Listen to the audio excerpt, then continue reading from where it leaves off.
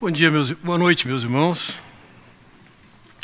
Estamos estudando as memórias de Neemias, um homem que viveu no 6º século antes de Cristo, vivenciou uma realidade de que a sua nação tinha sido destruída, o centro da sua nação, Jerusalém, estava destruída, o seu povo está padecendo, e isso chega aos seus ouvidos e ele lamenta por isso e chora por isso. A partir disso, nós vemos esse homem envolvido numa tarefa de restauração tremenda. Seu livro descreve justamente a história da restauração da nação. De alguma maneira, eu diria, todos nós vivemos essa realidade. Em primeiro lugar, nós vivemos essa realidade porque nós vemos nosso país caindo aos pedaços. Mas no nosso particular, existem pessoas aqui que talvez estejam vivendo com o clamor e desejo de serem restaurados em função de um problema de saúde. Ou preocupações que têm com os filhos. Ou problemas dentro da universidade. Ou no ambiente de trabalho, ou por ter perdido o trabalho que tinha. O fato é que, assim como Neemias viveu a sua experiência, que envolvia angústias, lágrimas e tristezas, nós também vivemos, seja no nosso particular, seja na condição da nação de uma forma geral. A maneira como Neemias olhou para tudo isso, lidou com tudo isso, e aqui é uma lição para nós. Antes de mais nada, eu gostaria de afirmar que nós precisamos ter essa perspectiva, e essa perspectiva estava bem clara para Neemias, que as tragédias encontradas na vida acontecem sob os olhos e poder do soberano Deus, e consistem de oportunidades de Deus para o homem ser instrumento na restauração. Não somente ser um cliente que prova da restauração, mas um agente de restauração. Muitas vezes nós queremos que Deus faça as coisas instantaneamente e sem nenhuma participação nossa. Alguns podem chamar isso de milagre. E nós aspiramos, ansiamos e desejamos milagres. E nos nossos dias, com tantos falsos profetas ensinando, muitos milagres são anunciados, prometidos, seguidos de frustrações e percepções de que foram enganados. Efetivamente, Deus pode fazer milagres e fazer restaurações num piscar de olhos, num estalar de dedos. Mas essa não é a principal maneira que Deus tem atuado. E dentro do livro de Neemias nós percebemos a maneira mais usual que nós podemos encontrar, a maneira como Deus pode restaurar o seu lar, a sua vida acadêmica, a sua vida profissional, relacionamentos quebrados, etc. Um instrumento ou alvo de restauração, então, precisa encarnar concepções divinas acerca da restauração. Então a minha expectativa, meu plano nessa noite com vocês é passar para vocês essas 5 concepções. Concepções que não são só maneiras que você deve pensar, mas mais implicar na sua prática, na sua conduta, no que você vai fazer diante do desafio que você tem e você sabe bem qual que é. A primeira concepção que eu quero tratar com vocês hoje é que restauração é uma expertise divina. Restauração faz parte dos negócios de Deus, é o ramo dos negócios de Deus. Restauração não é alguma coisa que o ser humano faz. E é por isso que nós percebemos aqui nesse livro, veja, a presença constante de orações. Já nos textos que nós olhamos, no capítulo 1, versículo 4, quando ele ouve as notícias do que estava acontecendo, ele disse: estive jejuando e orando perante o Deus dos céus. Ou seja, as más notícias desencadearam nele uma busca em Deus em oração. Mais adiante, no versículo 5, ele está orando a Deus, ele se dirige ao Senhor, e mais especificamente no versículo 11, que aponta que está exatamente diante de um momento importante no seu desejo de ver sua nação restaurada. Ele diz: ah, Senhor, estejam, pois, atentos os teus ouvidos à oração do teu servo e à dos teus servos que se agradam de temer o teu nome. Concede que seja bem sucedido hoje. Quando ele recebe a má notícia, ele ora. Quando ele tem um evento importante para acontecer, ele ora. E agora no capítulo 2, que é o texto que nós entramos, no versículo 4, no meio do diálogo dele com o rei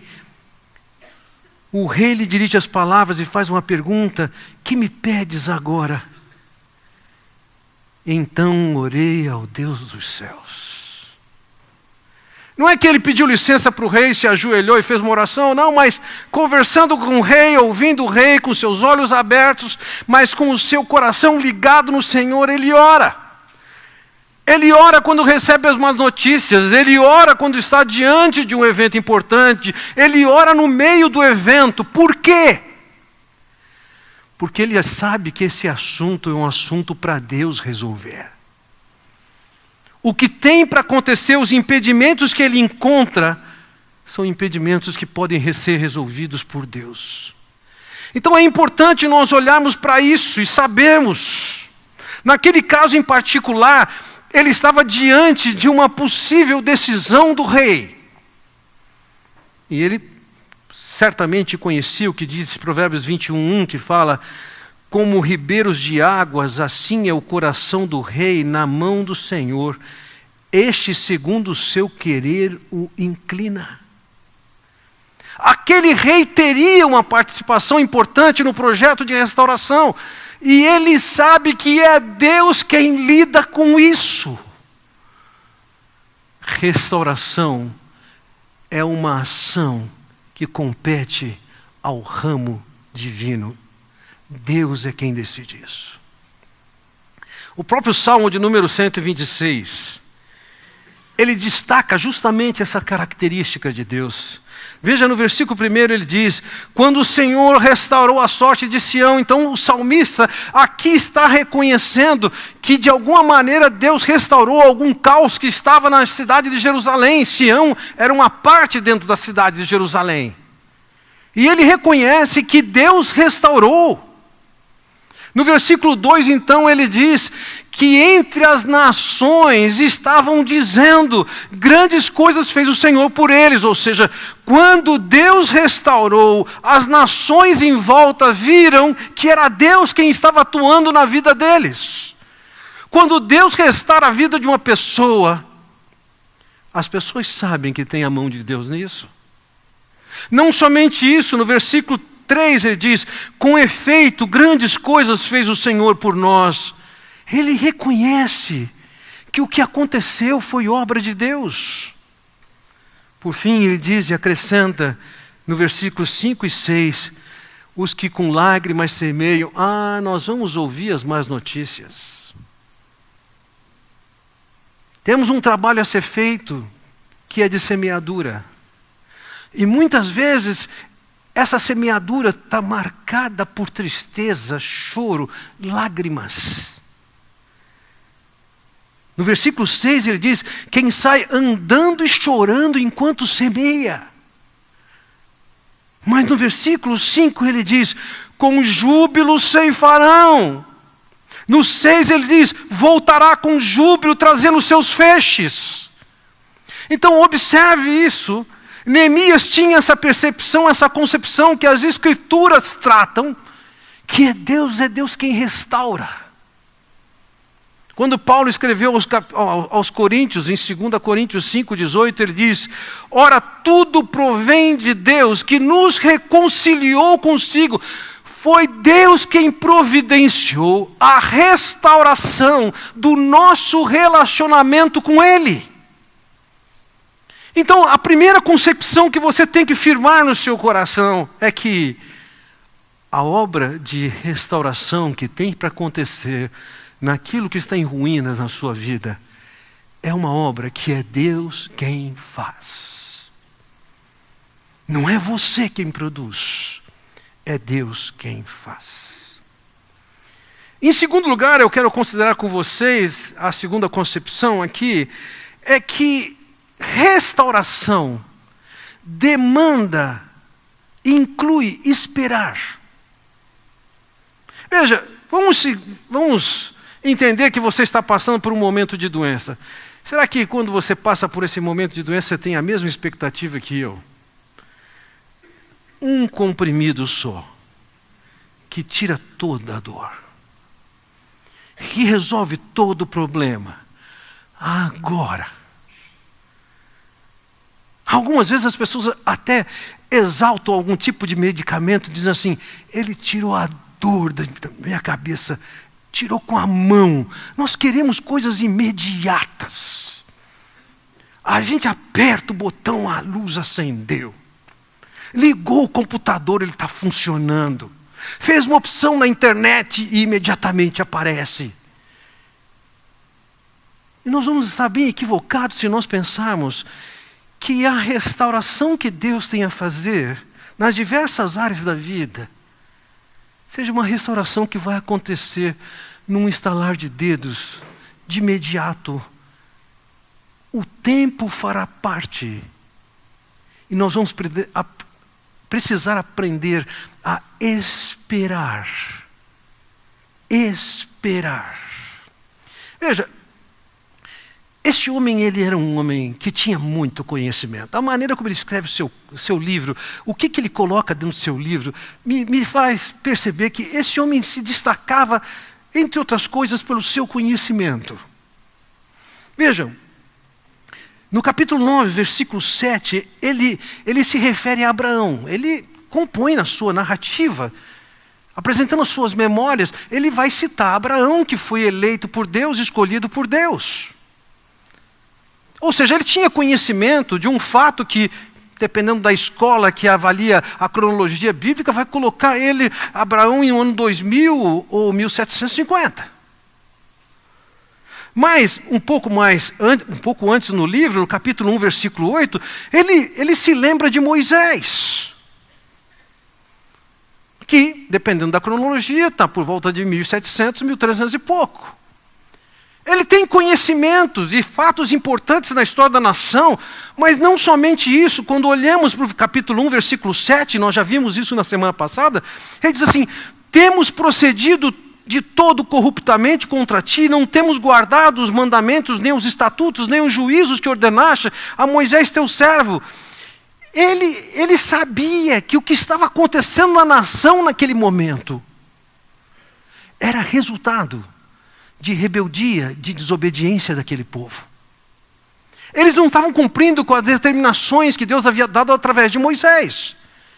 Então ele conhecia a história passada, conhecia a história com Abraão, com Moisés, com a lei que foi dada, com as promessas que Deus tinha dado. E agora ele olha para tudo isso, ele está olhando para esse cenário e está avaliando toda a situação. Agora voltamos lá no versículo 1, veja o que diz lá. As palavras de Neemias, filho de Acalias, no mês de Quisleu, no ano 20º. Nós estamos falando aqui de novembro de 446. É nesses dias que ele recebe as más notícias do que está acontecendo lá em Jerusalém. No capítulo 2, versículo 1, vai ser a primeira ação dele em busca da restauração da nação. Ele diz assim, no mês de Nisan, no ano 20º.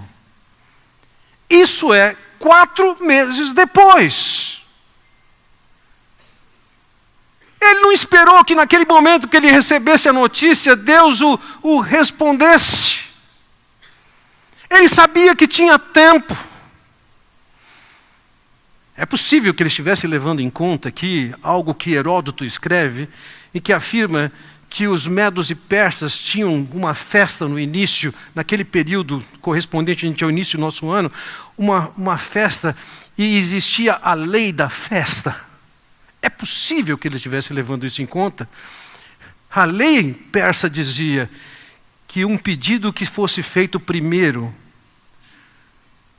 ao rei, ele teria que atender. Ele não está com pressa. Ele ora hoje, amanhã, 30, 60, 90, 120 dias, até ir falar com o rei.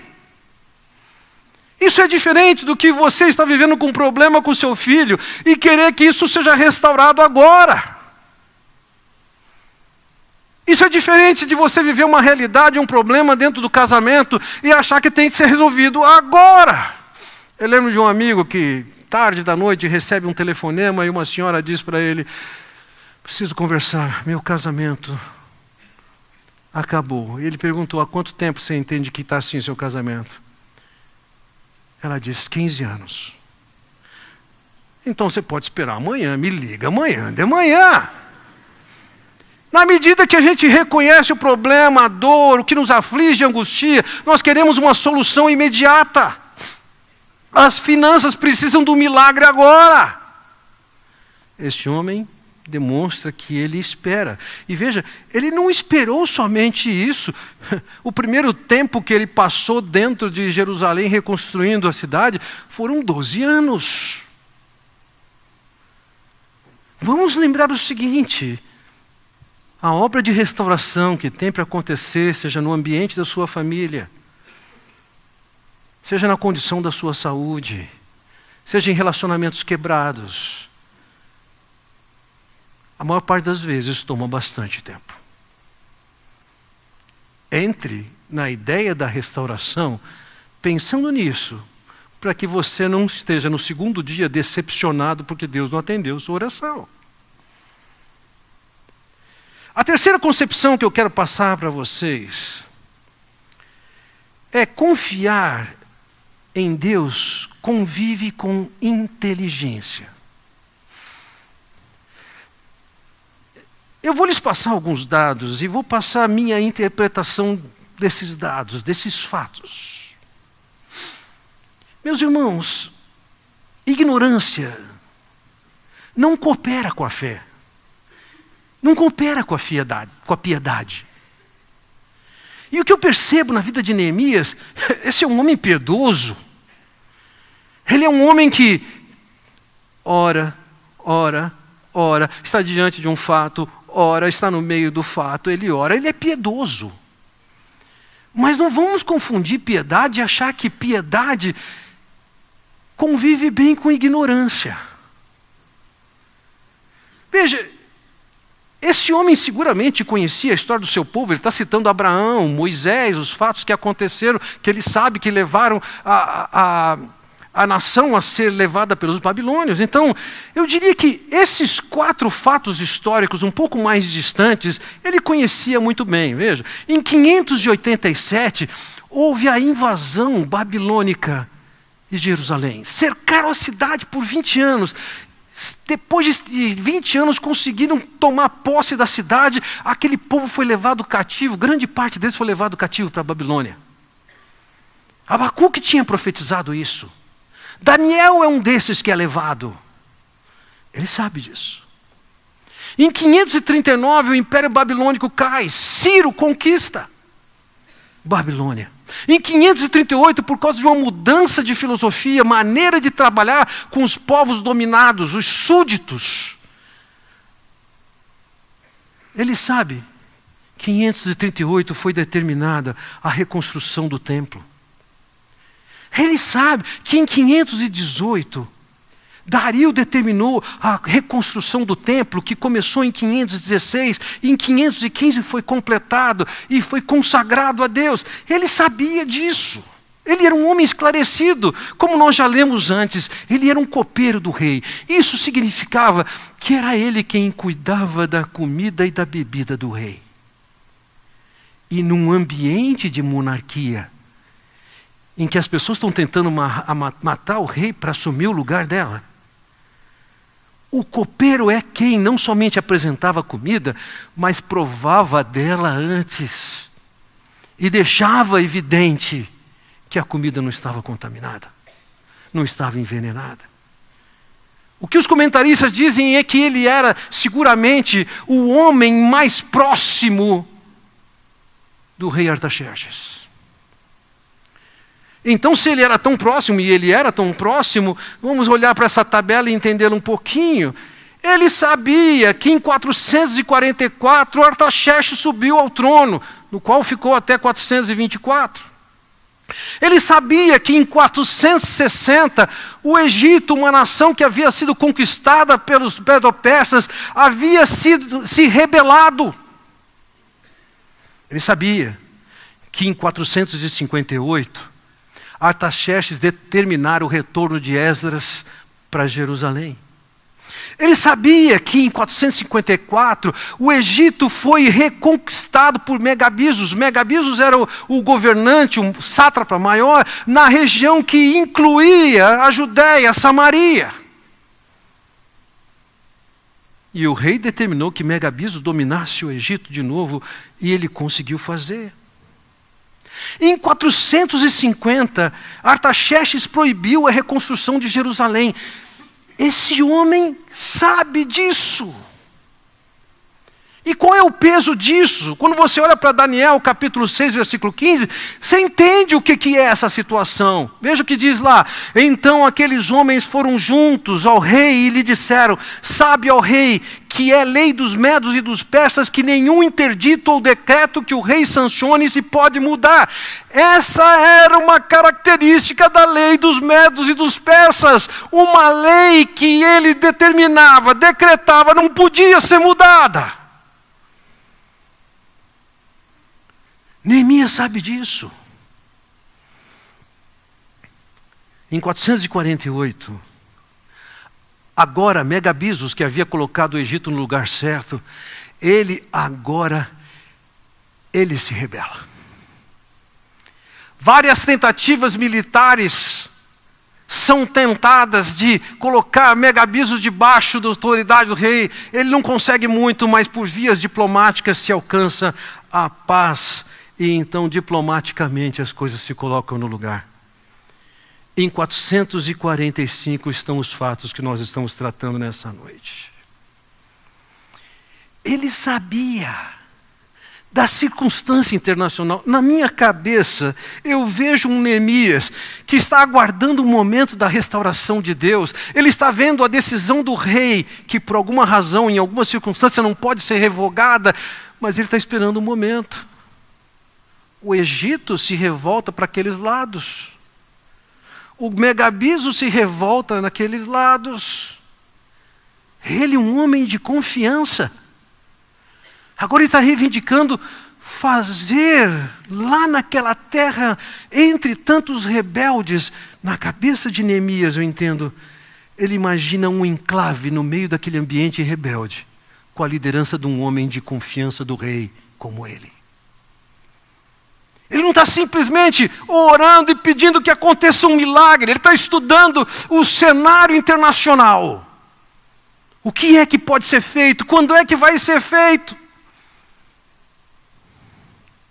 Vejam, no início do nosso texto dessa noite, diz assim no versículo 1: no mês de Nisan, no ano 20º do rei Artaxerxes, uma vez posto o vinho diante dele, eu o tomei para oferecer-lhe e lhe o dei. Ora, eu nunca antes estivera triste diante dele. Qual o valor dessa informação?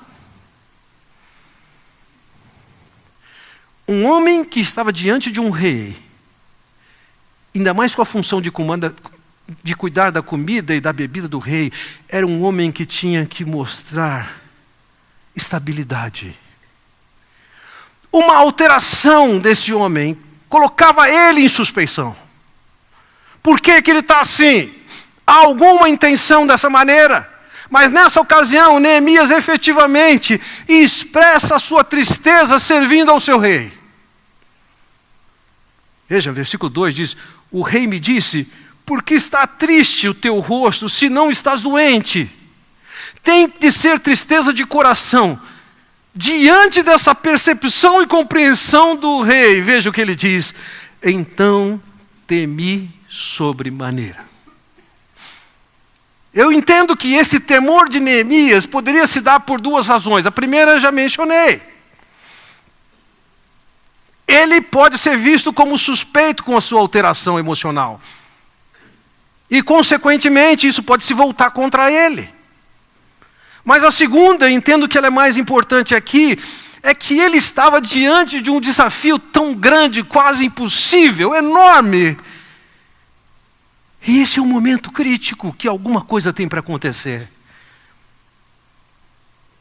Então o seu coração é marcado por esse temor. Nesse tempo, veja o versículo 3, ele diz: e lhe respondi, viva o rei para sempre. Inicialmente ele começa com uma saudação bastante protocolar, afirmando e reconhecendo que o rei é quem deveria estar no trono e que ele viva para sempre. E a seguir ele disse: como não me estaria triste o rosto, se a cidade onde estão os sepulcros de meus pais está assolada e tem as portas consumidas pelo fogo. Nós precisamos entender um pouco do que era essa realidade da questão de como se tratar com o rei aqui. Em primeiro lugar, eu destaco aqui o fato de que Neemias não citou em nenhum momento o nome da cidade de Jerusalém, ainda que estivesse se referindo a ela.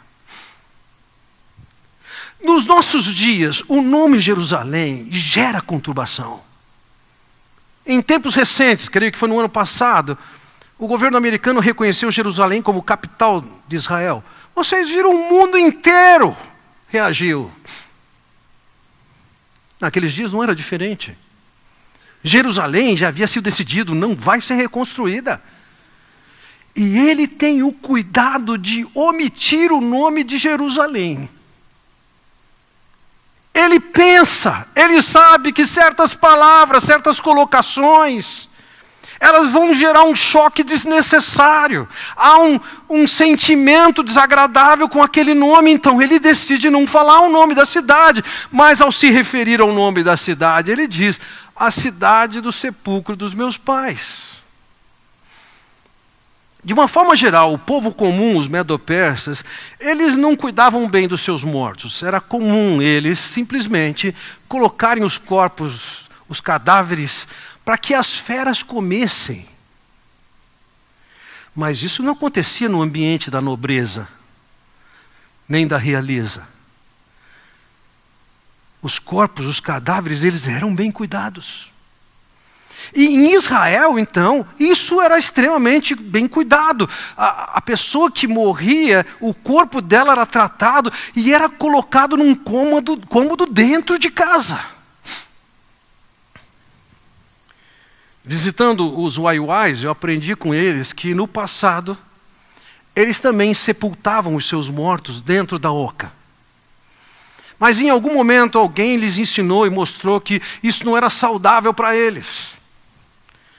Então eles acabaram começando a prática de fazer um certo puxadinho, e naquele puxadinho eles sepultam os seus ancestrais.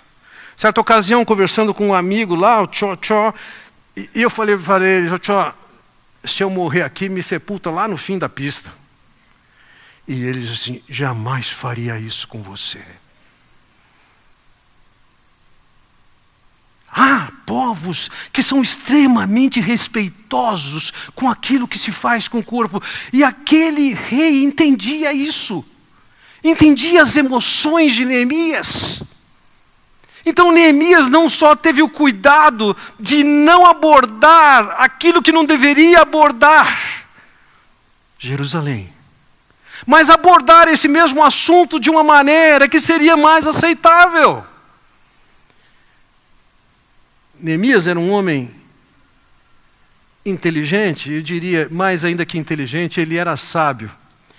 O texto de Provérbios 16:14 diz: a ira do rei é um mensageiro da morte, mas o homem sábio o acalmará.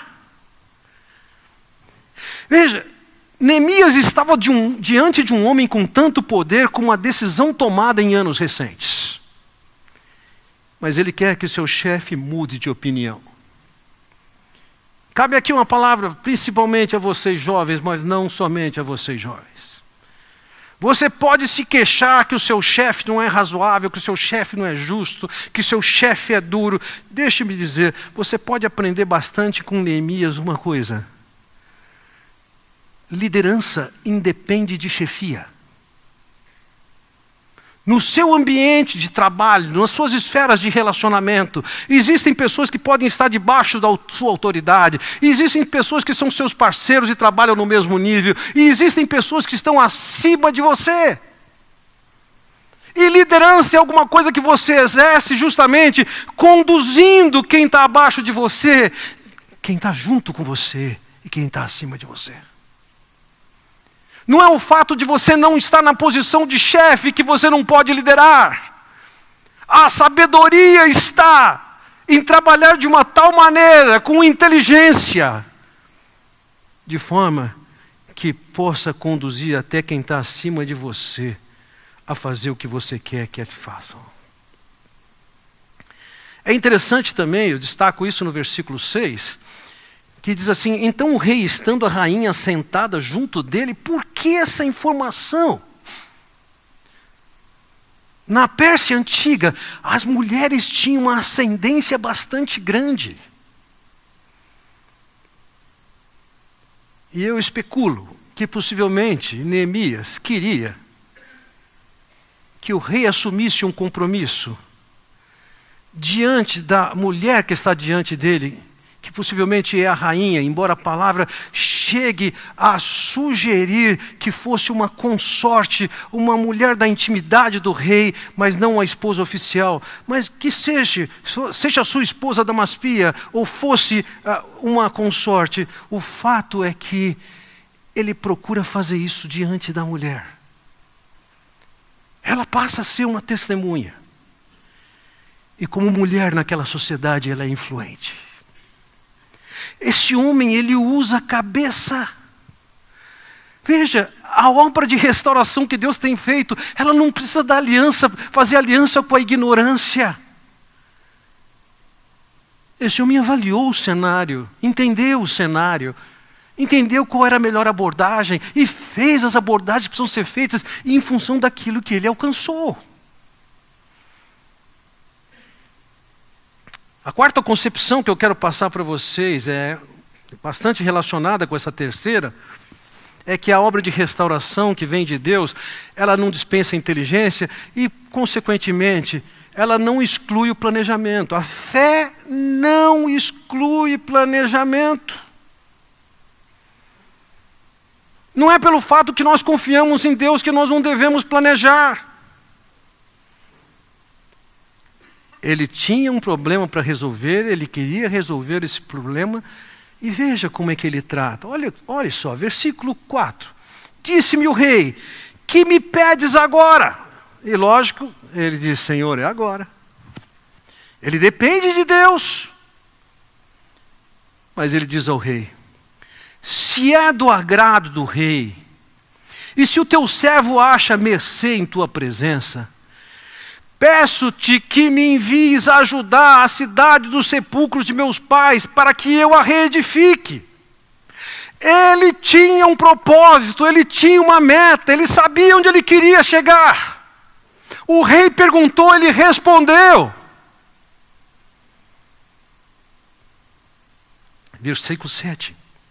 E ainda disse o rei ao rei: se ao rei parece bem, deem-se-me cartas para os governadores da além do Eufrates, para que me permitam passar e entrar em Judá. Ele pediu as credenciais adequadas. Eu me lembro anos atrás que eu saí de casa de noite para um estudo bíblico, sozinho, durante a semana, e eu esqueci minha carteira em casa. E, como diz a lei de Murphy, foi naquele dia que o guarda me parou. E ele pediu meus documentos. Eu falei, não trouxe. Ele falou, onde você está indo? Eu estava com a Bíblia. Eu falei, estou indo ensinar as Escrituras. Ele falou, mas você não tem nenhum documento. Eu abri o porta-luvas e achei uma carteirinha da Unimed. E dei para ele. Ele pegou a carteirinha e falou, está vencida. Foi tudo que eu tenho. Por alguma razão que só Deus sabe, seguramente não foi por causa da carteirinha da Unimed. Ele falou, pode ir.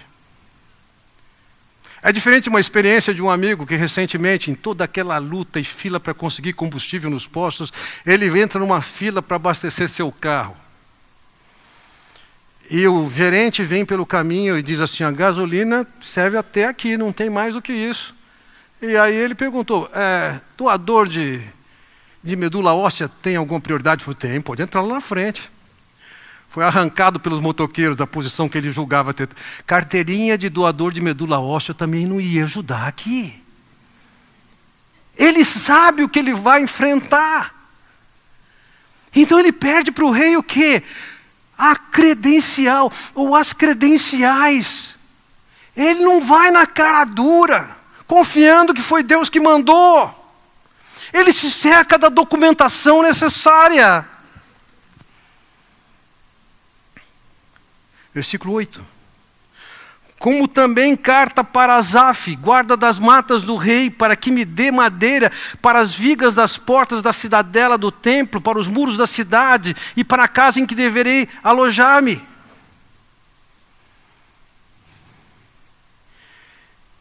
Ele conhece, ele sabe que Asaf é um nome judaico.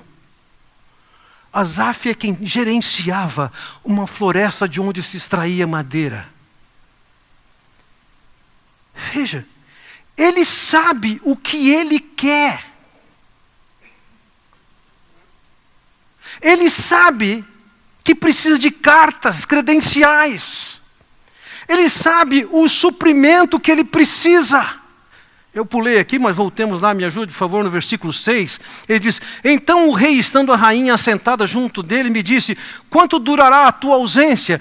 Quando voltarás? Aprove ao rei enviar-me e marquei certo prazo. Nós não sabemos o que foi acertado nessa conversa entre ele e o rei.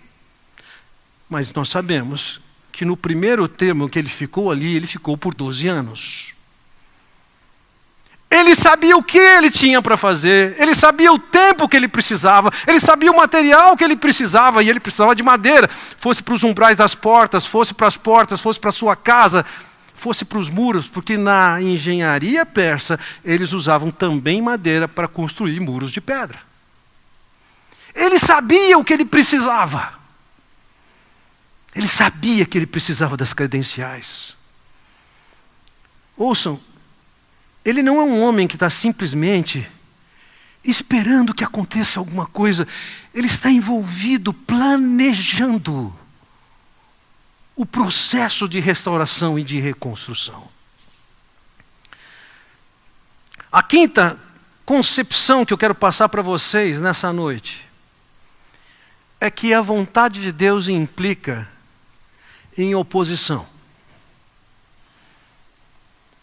É natural nós pensarmos que um projeto que nós temos que levar à frente, pela simples natureza dele boa, ou por uma intenção interessante, excelente, que é bem provável que não vai ter obstáculos, que tudo vai acontecer às mil maravilhas. Mas isso não é assim, meus irmãos. Na vida real, quando você está fragilizado por algum problema que você vive, não é raro você encontrar alguém que se aproveita da sua fragilidade.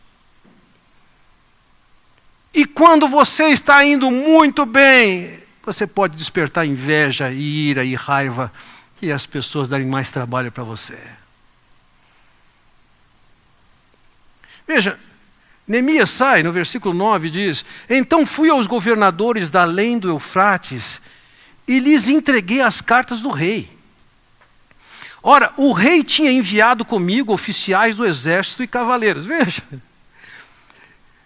exército e cavaleiros não foi uma solicitação de Neemias.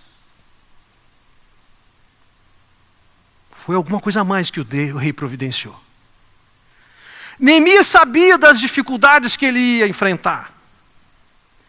Mas o rei tinha um objetivo. Eu creio, esse rei queria Jerusalém reconstruída, com um homem de confiança lá, para minar as ações de rebeldes, como as que tinham acontecido no Egito e com Megabisos.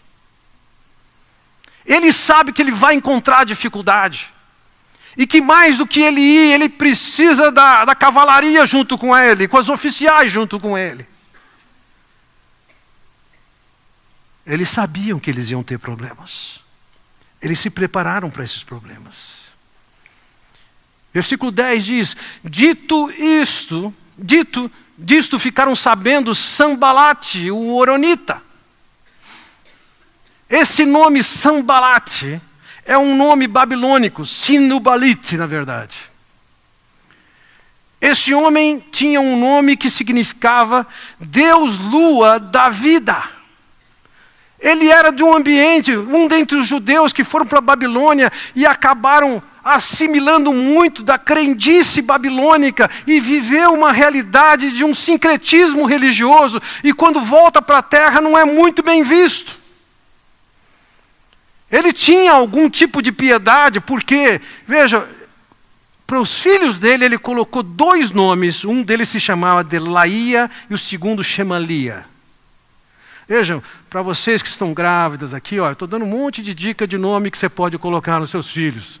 Artaxerxes, Delaía. Esses nomes, Delaía, Shemalia, esses nomes que terminam em ia, significa que é Iavé, Jeová. De alguma maneira ele era religioso. E esse homem, não nessa época, mas posteriormente, conforme os manuscritos de Elefantina revelam, ele chegou a ser o governador de Samaria. Ele já devia ter alguma expressão em Samaria. Junto com ele tem um camarada chamado Tobias, o texto diz aqui. E Tobias, o servo amonita, aparentemente Neemias está sendo irônico com esse camarada. Ele não era amonita, mas ele servia entre os amonitas. Vamos lembrar aqui, existiam 3 elementos importantes do sistema de governo persa. Eles identificavam e definiam uma satrapia, é como se fosse o nosso estado. E ele colocava um sátrapa, um governador que cuidava daquela região toda. Esse homem era um político que vinha da Medo-Pérsia. Mas também era enviado, era colocado nos diversos lugares pequenos, vamos imaginar nas cidades ou regiões, dentro daquele estado ou satrapia, eles colocavam um governador que cuidava daquela região. Este homem era um homem local. E por fim havia um terceiro personagem, que era da confiança do rei. Era um servo do rei, que ele colocava lá, naquele reino. Esses é que eram chamados, aqui é a origem de ser os olhos e os ouvidos do rei. Ele ficava sabendo tudo o que estava acontecendo e contava para o rei. Se tinha alguma coisa que estava em desacordo, e ele era uma espécie de um auditor político, econômico. Ele denunciava para o rei. E quando Neemias se refere a ele, ele é alguém que atua dentro de Amon. Ele não é propriamente um amonita. Então é somente o vizinho que está ao leste de Judá. Assim como Sambalate é o vizinho ao norte, que é Samaria. Quando eles ouvem essas coisas, muito lhes desagradou que alguém viesse procurar o bem dos filhos de Israel. Ele só está chegando na terra. E esse aqui foi o cartão de boas-vindas. Um desagrado. O projeto dele era ótimo. Visava restaurar a condição, a moral de um povo que estava sofrendo, inclusive debaixo do poder deles.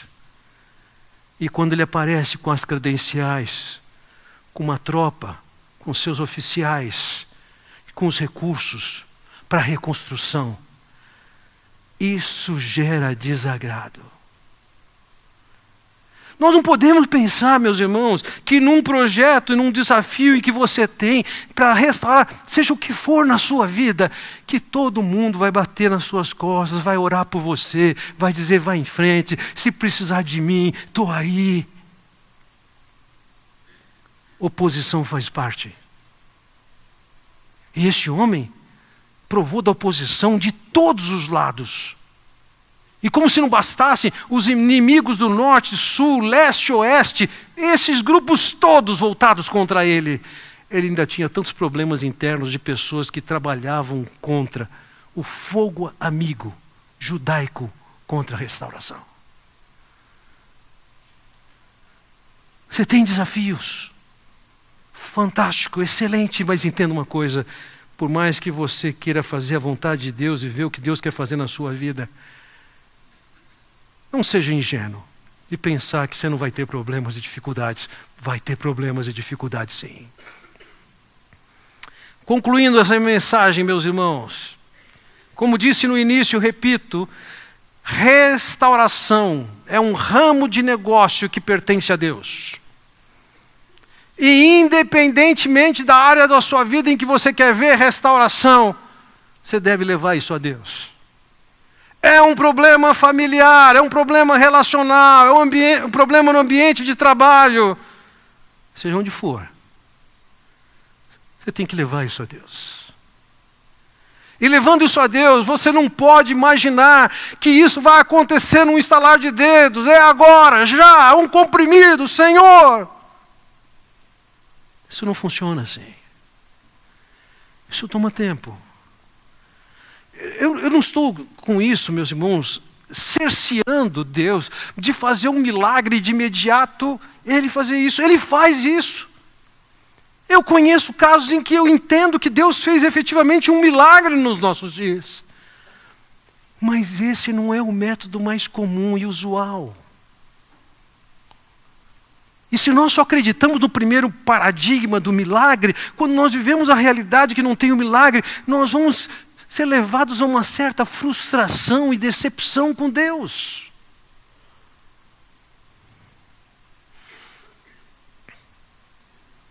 É um negócio divino. Você tem que orar e esperar Deus agir. E agir com inteligência e com sabedoria.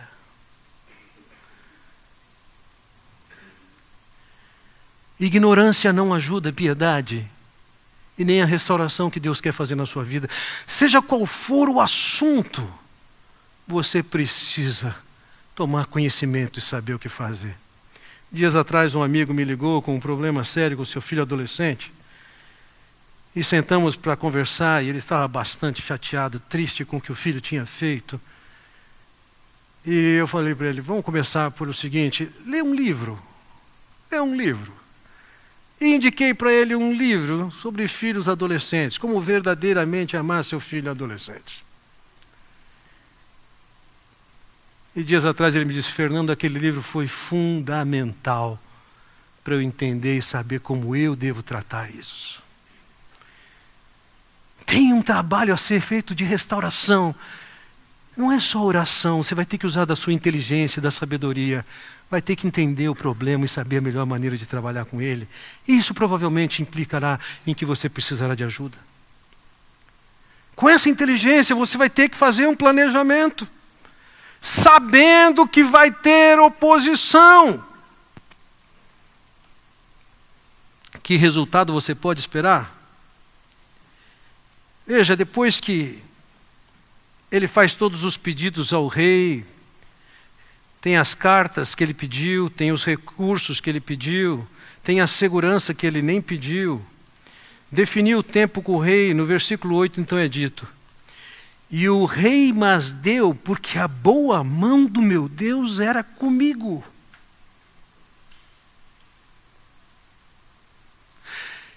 Ele reconhece que o que aconteceu, aconteceu porque a mão de Deus estava com ele.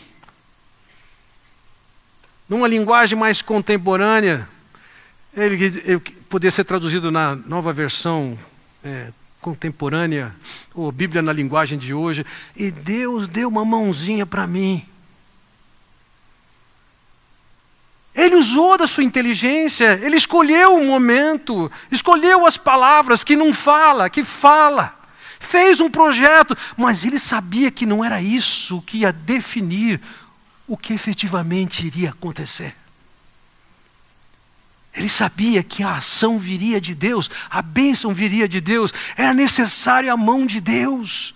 Você pode pensar, pode planejar, mas você vai ter que depender de Deus, porque é Ele quem viabiliza.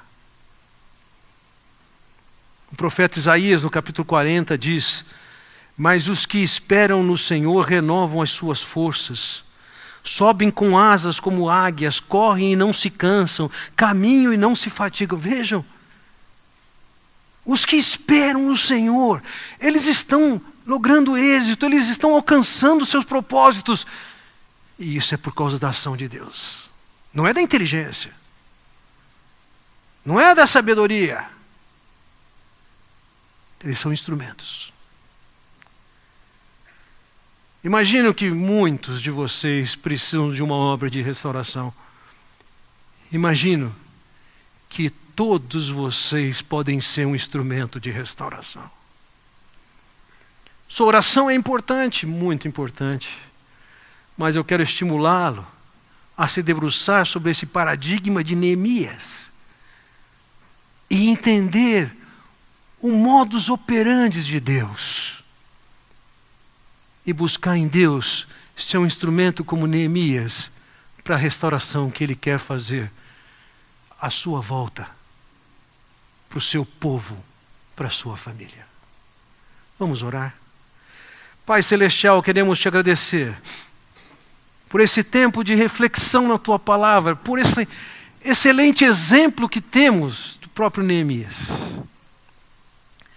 Ó Pai Celestial, que ao olharmos para a história deste homem e a maneira como o Senhor o abençoou, deixamos de ser tão simples, de pensar que é só a bênção, mas que envolve também planejar, pensar, ser inteligente, entender o cenário, descobrir quais são as melhores abordagens, estratégias. Não nos permita somar a nossa piedade à tolice, à ignorância, à insensatez. Que as circunstâncias que nos cercam e nos entristecem, elas não sejam suficientes para nos prostrar e desanimar, mas sim que nos levem a te buscar, e te buscar, e te buscar, para que sejamos instrumentos de transformação. Ó Pai Celestial, venha abençoar teu povo, eu peço, em nome do nosso Senhor Jesus Cristo. Amém. Deus os abençoe.